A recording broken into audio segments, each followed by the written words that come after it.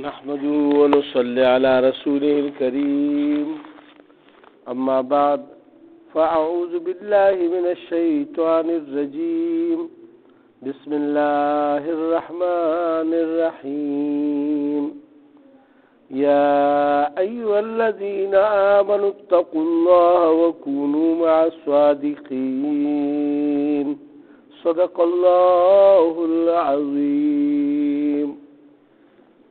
دا سورة توبه دا پنځل لسمه رکوع شروع کیږي 11 سپاره کې. دی آیاتونو کې الله سبحانه وتعالی فرمایي یا ایها الذین آمنوا اے ایمان والو اتقوا الله او یریږئ د الله نه او یریږئ د الله نه وکونوا مع الصادقین او شی دا رشتونو خلقو سره. ګوره صدق صادق رسول الله صلی الله علیه و وسلم په صادق باندې مشهور. سچای ته وی رښتونی چې رښتیا وی د مسلمان د پاره دا جایز نه دي چې د دروغ وی یا دروغ معامله چا سره وکي یا چاله دوکه ورکی یا په امانت کې خیانت وکي یا وعده خلافی وکي. دلته الله سبحانه وتعالی دا رښتونی خبره کړې ده. نو رښتیا چې سړی وایي نو بیا دې نه چاله دوکه ورکولی شي او نه دغه یو هر کار به د سم وي خو چې یو بس د رښتیا ویل شروع کړه بیا به ټول کارونه سم وي. دا ټول چې څومره بدیانې دي که نه نو دا د دروغو سره تړلي دي. رسول الله صلی الله علیه و وسلم مبارک ته یو پیری او سړی راغو او هغه به غلا کوله. نو هغه ورته چې دغه ته توبه وباسه رښتیا به وایه. ورته بالکل زه به رښتیا وایم. اوس په زړه کې دا خبره وه چې زمانه بس د غلا خو یې راته ونه وي که نه بس صرف راته یې چې رښتیا به وایم که نه. د شپې چې اوس دغه شو نو د غلا سامان یې راټول کړو. اوس اسلحه مسلحه د هغه وخت چې څه هغه یې راوایسته و د تلو اراده یې کوله. بیا وی چې یار ما ته خو رسول الله صلی الله علیه وسلم فرمایلي چې ته به رښتیا وایې. نو که سبا باندې تپوس وکړي چې څنګه بېګا شپه څنګه تېره شوې وه نو زه خو به ورته بیا دروغ به نه وایم. نه دروغ دا وعده مې کړې ده. نو چې رښتیا ورته وایم چې غلا مې کړې ده نو لاس به رانه کټ کېږي. په دې ششو پنج کې ټوله شپه تېره شوه او اخر کې د توبه چونکې ویستې وه نو بس د دغه غلا نه خدای پاکمنې کړو. نو دغه شانتې د هر غلط کار نه انسان د په دروغو باندې ځان بچ کوي که تاسو سوچ کړي وي. دلته الله پاک فرمایي چې اے مؤمنانو تاسو یریږئ د الله نه او رښتونو خلکو سره کښېنئ پاسئ. او بل دا دی چې کېناستل پاسېدل دروغجنو خلکو سره اړو کوئ به کني دغه منافقت دی او منافقت به بیا په تاسو کې راشي. نو دا خبره خو مو یاده شوه که نه.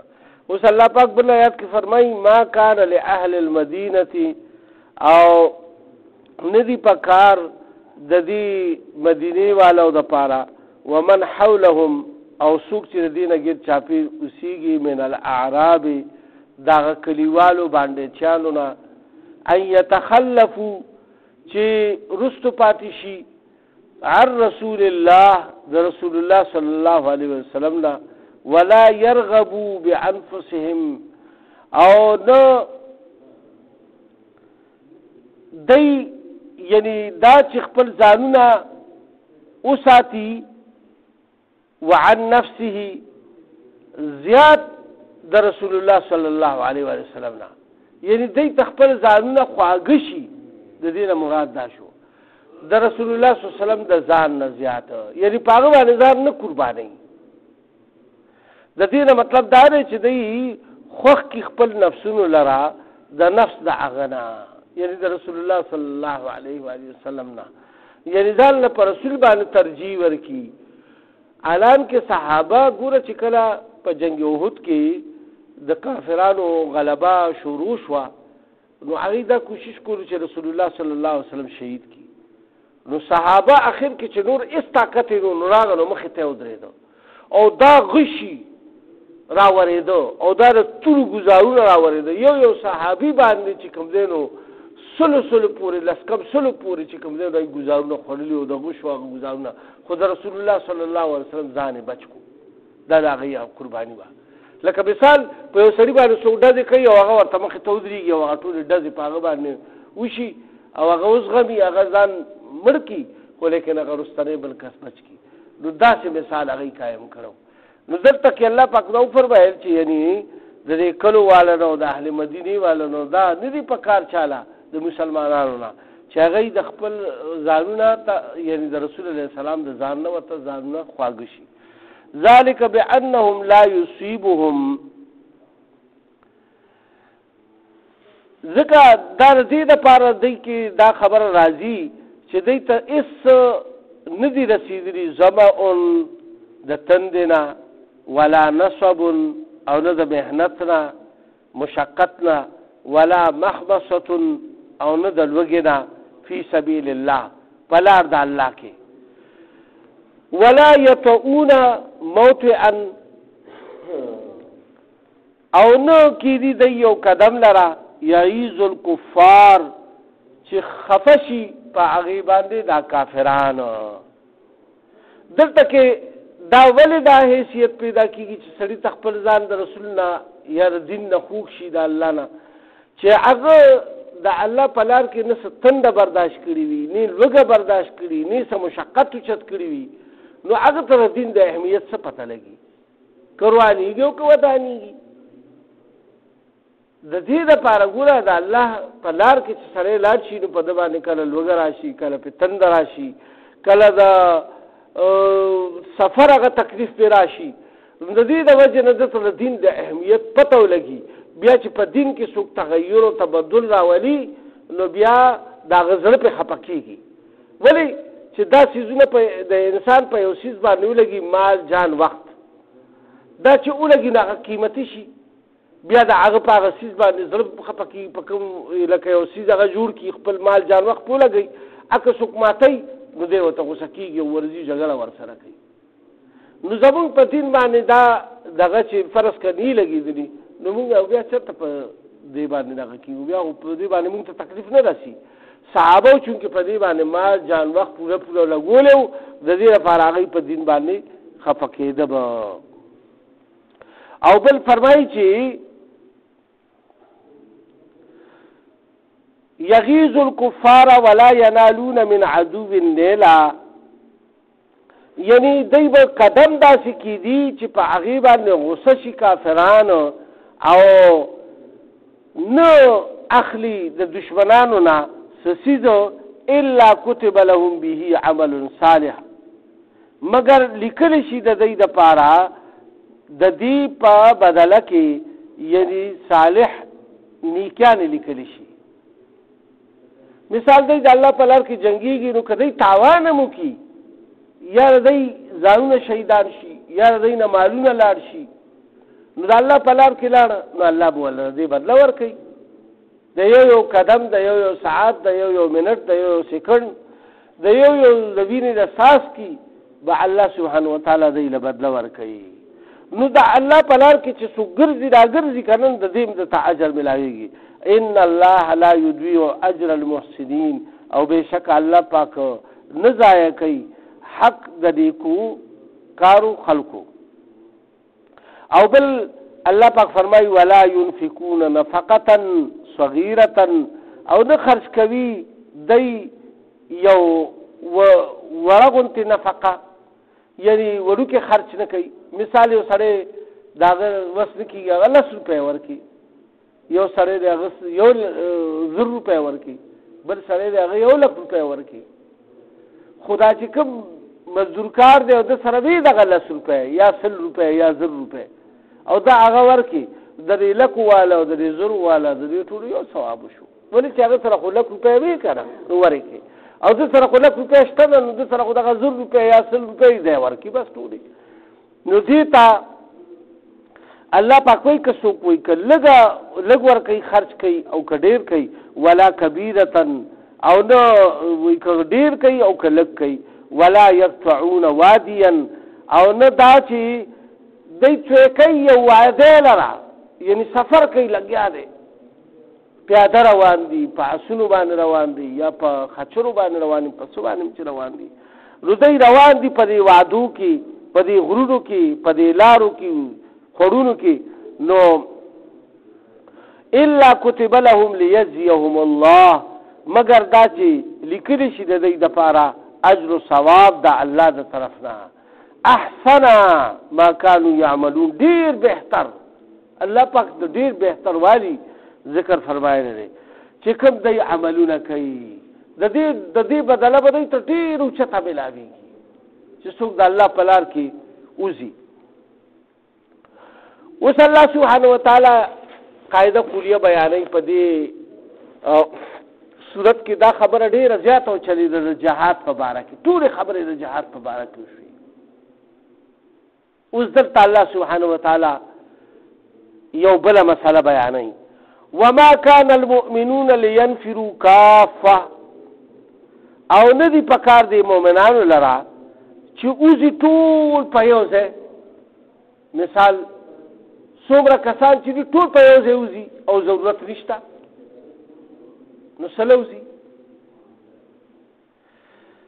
د دې په ځای څوکي فلولا نفر من كل فرقة منهم طائفة، ولدوزي د هر فرقینا د یوی هر قبیلینا هر محلینا یو حصہ د دینا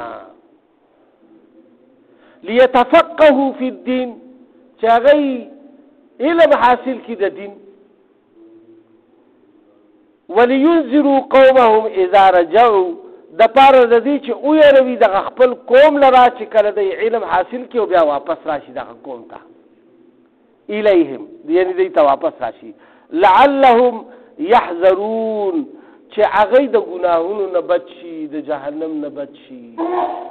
الله پاک دا کلیه او قاعده فرمایله چې اوس چونکې مسلمانان ډیر شو په جنگ تبوک کې، چونکې یو ډیر لوی بادشاه سره هغه مقابله وه، نو رسول الله صلی الله علیه وسلم ټولو خلکو ته ووایي چې بس ټول ځئ، بغیر د عذر نه به څوک نه پاتې کېږي، لکه شل ګوډه ړوند وغیره یا ډیر ضعیفي بوډای یا بیماران، دا خلک ته مستثنا وو. نو ټولو ته حکم وو. بیا هغه چې کوم کسان 10 کسان نو ترې نایي ته عتاب ملاو شو، نو بس بیا خو به ټول خلک حاضرېده. نو دلته کې اوس الله پاک وفرمیل چې اوس الله پاک اذا جاء نصر الله والفتح، کله چې دا صورت نازل شو او مکه معظمه فتح شوه او بیا جوک در جوک خلق راتلو او مسلمانېدو، تقریبا د رسول الله صلی الله علیه وسلم په وخت کې یعنی تبوک او داسې تر دې خوا عراق پورې سرحدونو پورې دې پورې چې کوم دی نو اسلام خور شوی، یمن او دا ټولې علاقې فتح شوي او دې ته رسول الله صلی الله علیه وسلم په خپله ګورنران یمن ته لیږلي. دغه شانتې نو الله پاک اوس دا یو قاعده فرمایله چې اوس ټول د جهاد دپاره نوځي، بلکې چې څومره ضرورت وي او بادشاهي وخت یا خلیفة المسلمین چې کوم وخت کې اعلان وکړي نو د هغې مطابق. مثال که یو دشمن ډېر قوت او طاقت لري او کسان کمی د دوی خپل، اوس خو چونکې د هر قوم یو خپل د هر ملک خپل یو فوج دی، اول خو په لومبي صف کې به هغوی جنګېږي، په دویم صف کې به بیا چې کله د هغوی کمزوري شي او مثال هغه دشمن په طاقتور کېږي نو بیا به اعلان وشي چې بی ځوانان راشي برتی شي، هغوی به بیا راشي. بیا که نور ضرورت داسې به تدریج به، یعنی مطلب دا دی چې او که کله فرض که بیا یو وطن والا کمزوري شو نو هغوی خواوشا خپل وطنونو کې که مسلمان وطنونه چې کوم دي نو عین مدد غوښتی شي چې هغوی ته ووایي چې هلکه اوس زمونږ مدد وکړي، نو د هغه بل کلم د مدد دپاره مسلمانان راتلی شي. نو دا د موقع محل مطابق به بیا بادشاهي وقت یا خلیفة المسلمین هغه به اعلان کوي، د هغې مطابق به دغه کوي. یعنې هسې به یو طایفه چې کوم دی نو یو ډله به چې کوم دی هغه د الله په لار کې جنګېږي. او دا جهاد داسې یو عمل دی چې رسول الله صلی الله علیه وسلم په یو حدیث مبارک کې فرمایلی دي چې دا تر قیامته پورې جاري وي. او د جهاد مفهوم ډېر زیات لوی دی، یوازې جنگ و جدال ته جهاد نه وایي چې بس یاره بس خلق مړ کوه او بس دا کوه او بس جنګېږي او درز درز جوړ کړي. جهاد په معنی کې ډېر وسیع معنی لري. ګوره خپل نفس سره جهاد دی د ګناهونو خلاف چې وایي په نیک عمل باندې راشئ. د الله په لار کې د علم د پاره وتل دا د جهاد په زمره کې راځي. د الله په لار کې د دعوت او تبلیغ د پاره وتل دا په جهاد کې راځي. د دې ډېر لوی مفهوم دی.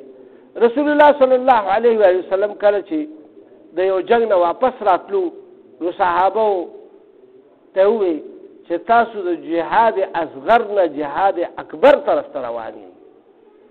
اوس بس تاسو د خپل نفس او دغه مقابله او شیطان سره مقابله راځي.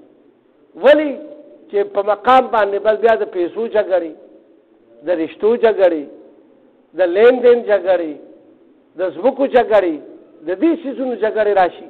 د دې لپاره د دې مقابله هم کول دي که نه. مسلمان خو دې ته نه وایي چې بس صرف خلک مسلمان کوو بیا داسې پرېږده. د هغې دیني تربیت کولو.